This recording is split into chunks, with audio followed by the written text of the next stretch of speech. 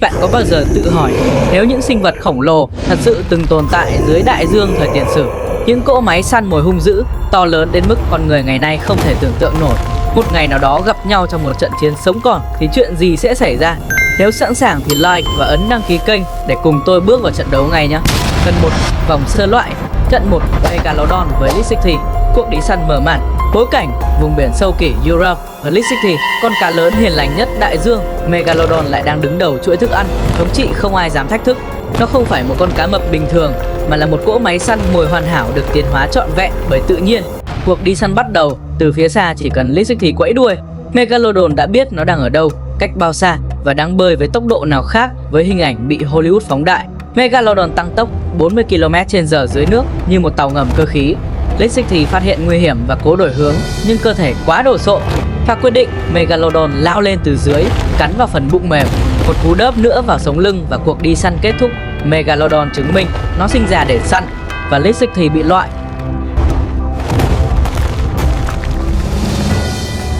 Trận 2, Tylosaurus với Kronosaurus. Một trận so tài cân não, cân răng, cân cơ và cân cả sự tiến hóa.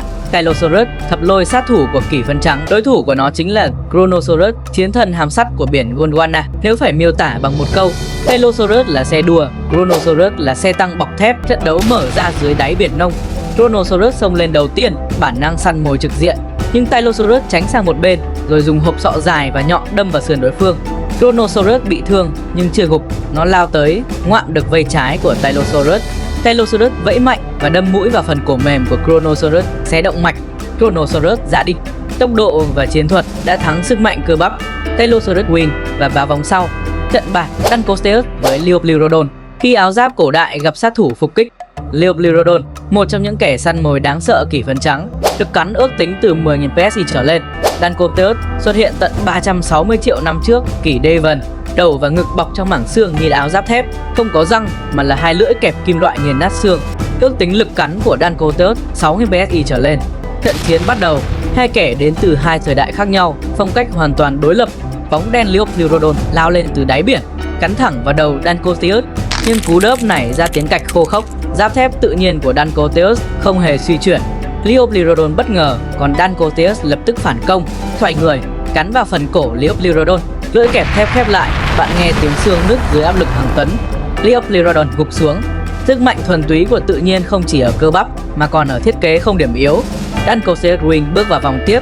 Trận 4, Mosasaurus với Megalochili. Đó là Mosasaurus, con rồng biển khổng lồ của đại dương tiền sử. Mosasaurus và Megalochili chuẩn bị tung đòn quyết định. Nhưng ai mới là kẻ bị quật ngã? Ai sẽ lọt vào vòng trong? Cái kết của vòng sơ loại này sẽ khiến bạn không thể ngờ tới. Hàm của Mosasaurus có thể mở rộng nhờ khớp hàm linh hoạt giống loài rắn.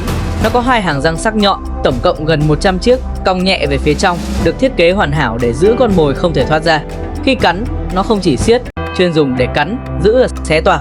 Lực cắn ước tính xấp xỉ 16.000-20.000 PSI, ngang với hoặc vượt T-Rex. Megalochili, pháo đài sống của tự nhiên. Nếu Mosasaurus là tên lửa diệt mục tiêu, thì Megalochili là xe tăng hạng nặng thời tiền sử. Mai của Megalochili là một bức tường giáp sống dày chắc, gần như bất khả xâm phạm trước hầu hết các kẻ săn mồi thông thường. Sức mạnh tấn công, Megalochili không phải loài săn mồi, nhưng mà cổ khỏe, hàm cực lực. Cú cắn của rùa lớn hiện đại có thể bẻ xương, và Megalochili thì còn lớn hơn nhiều.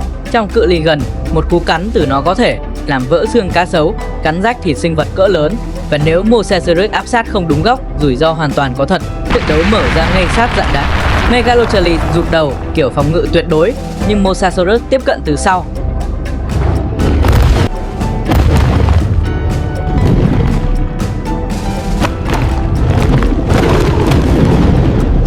Tấn công vào vùng chi sau lòi ra ngoài. Rùa khổng lồ mất trụ, lật nghiêng. Mosasaurus tiếp tục ngoạm vào điểm nối mai bụng, điểm yếu duy nhất. Trận đấu kết thúc trong chưa đầy 1 phút. Giáp dày bảo vệ được bạn trước nhiều kẻ thù, nhưng không cứu được nếu kẻ tấn công biết cách mở khóa. Mosasaurus vào vòng sau. Vòng 2, bán kết, Mosasaurus với Tylosaurus. Cuộc chiến của hai sát thủ cùng huyết thống. Hai kẻ đều thuộc họ Mosasauridae nhưng khác đẳng cấp. Tylosaurus tốc độ, đánh nhanh. Mosasaurus sức mạnh, lực hàm, kích thước. Trận đấu mở bằng cú đâm tốc độ của Tylosaurus, nhưng lần này Mosasaurus đoán được nghiêng mình né. Mosasaurus ngoạm trúng thân Tylosaurus, cắn xuyên lớp xương sườn. Tylosaurus vùng thoát nhưng máu loang cả mặt nước. Và kết thúc, Mosasaurus kẹp chặt, lôi Tylosaurus xuống đáy, cắn vào hộp sọ. Tylosaurus ngừng vùng vẫy. Mosasaurus tiến vào trận cuối. Dancoteus với Leviathan Marvelei. Quái vật giáp thép gặp quái vật có trí. Leviathan, kẻ duy nhất được đặt cách vào thẳng bán kết mà không cần đấu vòng sơ loại. Bộ răng khổng lồ thách thức mọi giới hạn của tự nhiên. Răng dài 36 cm, to hơn bất kỳ loài động vật có vú nào trong lịch sử. Răng thật sự bằng mô xương rắn chắc. Mỗi cú cắn có thể xuyên qua cả xương sọ của cá voi trưởng thành như những thanh kiếm bằng xương, cực kỳ bền và sắc. Lực cắn ước tính của Leviathan đạt khoảng 5.000 đến 60 psi, đủ để nghiền nát xương sườn cá voi như bánh quy. Sức mạnh này vượt xa cá mập trắng hiện đại, cá voi sát thủ, cá sấu nước mặn và thậm chí tiệm cận lực cắn của Megalodon, dù Megalodon lớn hơn. Điều đáng sợ nhất ở Leviathan không phải sức mạnh mà là não bộ lớn và chiến thuật cực kỳ tinh vi. Bây giờ cùng bước vào trận chiến ngay nhé. Trận đấu bắt đầu. Leviathan áp sát từ dưới, ngoạm vào lưng Dancoteus, cú cắn mạnh nhưng lại bị giáp thép tự nhiên chặn đứng.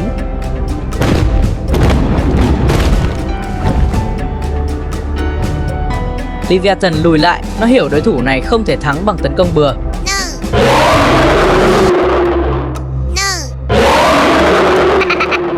Trong khi Dancoteus lao tới, Leviathan tránh sang bên và tấn công đúng điểm yếu duy nhất, phần nối giữa cổ và giáp. Hàm khổng lồ của nó khép lại, xuyên vào cơ thịt. Dancoteus chao đảo, mất máu, rồi chìm xuống. Đây là chiến thắng minh chứng rằng trong tự nhiên, trí tuệ thường quan trọng hơn cơ bắp.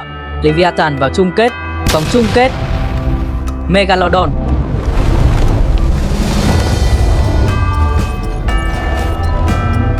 Với Mosasaurus, với Leviathan. Ai mới thật sự là bá chủ đại dương? Bối cảnh giả lập hang biển sâu 4-5 m, đá ngầm, địa hình phức tạp, mở màn hỗn chiến. Mosasaurus lao vào trước, ngoạm ngang bụng Megalodon, cú tấn công mạnh nhưng cá mập xoay đuôi quất trả làm nước tung thành xoáy. Leviathan lại đứng ngoài quan sát, nó không phí sức, nó chờ cơ hội. Hai con quái thú Megalodon với Mosasaurus, hai kẻ lao vào nhau. Megalodon lực cắn tuyệt đối, Mosasaurus linh hoạt tránh liên tục. Megalodon táp hụt, Mosasaurus vòng ra sau, định cắn vào vây đuôi, nhưng Leviathan đã chờ khoảnh khắc ấy. Leviathan lao thẳng, cắn vào đầu Mosasaurus, xuyên qua mắt. Mosasaurus rung mạnh rồi chìm dần xuống. Leviathan và Megalodon còn lại, hai quái thú duy nhất từng thật sự sống cùng nhau ngoài đời. Megalodon lao tới trước, cắn vào sườn Leviathan. Leviathan đau nhưng vẫn bình tĩnh, cắn ngược vào đuôi Megalodon, nơi không có xương bảo vệ. Megalodon mất khả năng điều hướng, chao đảo. Leviathan xoay mình, lao lên từ dưới, ngoạm vào cổ Megalodon, nơi lớp thịt mỏng. Cú cắn cuối, cỗ máy cắn nát mạnh nhất hành tinh từ từ chìm xuống vực sâu. Ngôi vương Leviathan Marvelei, kẻ duy nhất còn đứng vững, không to nhất, không cơ bắp nhất, nhưng là kẻ hiểu đối thủ và biết đánh đúng điểm yếu. Đại dương thời tiền sử cho chúng ta thấy một chân lý: trong tự nhiên, kẻ mạnh nhất không phải là kẻ lớn nhất mà là kẻ biết thích nghi tốt nhất. Dù Megalodon huyền thoại, dù Mosasaurus đáng sợ, kẻ chiến thắng cuối cùng vẫn là Leviathan, bộ não của biển khơi. Vừa rồi là những trận chiến khốc liệt nhất mà đại dương thời tiền sử có thể xảy ra. Nhưng mà bạn đã thật sự hiểu hết nguồn gốc, sức mạnh và những bí ẩn rợn người đằng sau những quái thú ấy chưa? Nếu câu trả lời là chưa, thì bạn đang bỏ lỡ tất cả những video đầy đủ về chúng trong kênh. Hãy like, đăng ký kênh ngay bây giờ và vào xem loạt video mình để ở phần bình luận. Tin mình đi, đó sẽ là những kiến thức khiến bạn bật ngửa và làm bạn nhìn đại dương theo cách hoàn toàn khác. Những quái thú này còn rất nhiều bí mật và bạn không muốn bỏ lỡ đâu.